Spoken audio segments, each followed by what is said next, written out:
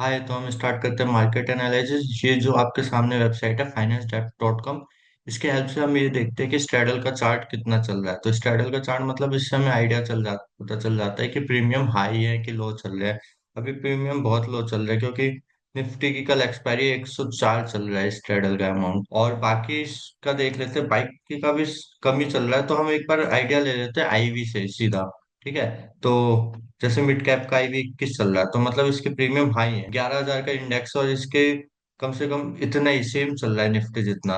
तो इसका मतलब ये हाई चल रहा है। और अगर निफ्टी का देखा जाए तो 8.3 चल रहा है। बैंक निफ्टी का देखा जाए तो 9.9 चल रहा है। मिड कैप की एक्सपायरी में अगर जिसको बाइंग करना है तो वो कर सकता है। बाकी जब तक ये प्रीमियम ज्यादा नहीं देंगे तो उसका मतलब मूवमेंट भी ज्यादा नहीं आएगा। ट्यूसडे के दिन भी ऐसे ही हुआ कुछ, 300 के समथिंग खुला स्ट्रैडल का अमाउंट और कोई भी मूवमेंट नहीं आई। पूरी बिल्कुल भी एक्सपायरी जीरो पे ही हुई है स्ट्रैडल का जो प्रीमियम था। मार्केट ऊपर गई पर उस हिसाब से कॉल नहीं बढ़े थे। टूटे ज्यादा टूटी, कॉल ज्यादा नहीं टूटे।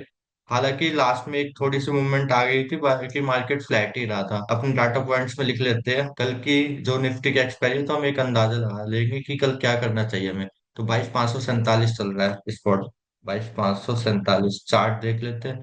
चार्ट न्यूट्रली था, तो इस पे डोजी कैंडल बनाया था इसने डे वाइज। तो डोजी एडवांस डिक्लाइन देख लेते हैं एक बार एनएससी पे। 19 और 31 का चल रहा है, 19 और 31। एफ आई आई डाटा देख लेते हैं।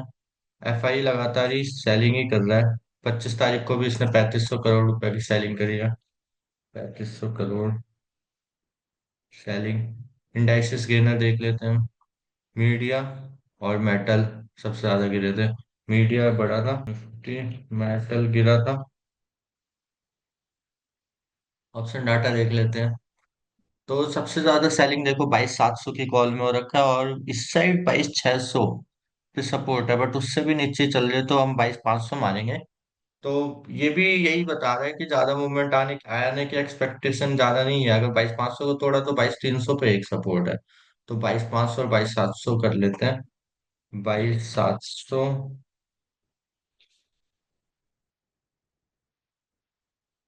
And 22,500 support. ठीक है। पीसीआर रेशो देख लेते हैं जो कि हमारा चल रहा है 0.65। तो ये बियरिश है। ठीक है। इवेंट्स देख लेते हैं। देखो अभी तो मार्केट का पूरा ओवरऑल सेंटिमेंट अभी नेगेटिव ही है। क्यों? एफआईआई का आउटफ्लो ज्यादा है, मतलब रोज सेलिंग ही कर रही है। INR pressure all time high पे चल रहा है यूएस डॉलर। ठीक है। और टैरिफ कंसर्न, ट्रम्प के जो टैरिफ प्लान्स हैं वो, तो इसकी वजह से पूरा पूरा मार्केट सेंटिमेंट ही थोड़ा नेगेटिव चल रहा है। कुछ डाटास हैं जो मैक्रो डाटास आने वाले हैं, बहुत इंपॉर्टेंट है। एक यूएस कंजप्शन डाटा आने वाला है, यूएस का यूएस जीडीपी डाटा है, तो एक बार देख लेते हैं वो कैसे निकालते हैं हम। तो इकोनॉमिक कैलेंडर करके एक वेबसाइट है, यहाँ पे जाएंगे। तो जीडीपी यहाँ पे आपको ऐसे दिखेगा, ऐसे आएगा। ट्रिपल स्टार को हमें कर लेना है, ये मोस्ट इम्पोर्टेंट होता है, जिससे इम्पैक्ट ज्यादा पड़ेगा। तो जीडीपी ग्रोथ रेट आएगा इसका यूएस का, जो बहुत इंपॉर्टेंट है, और हमारे इंडिया का भी 28 तारीख को। तो 27 और 28 को। इसकी वजह से ये बेसिस फ्यूचर पे प्लान कर सकते हैं कि मॉनेटरी पॉलिसी कैसा रहेगा, हमारा रेट कट करना है कि नहीं करना है। तो इस ये बहुत इंपॉर्टेंट होता है।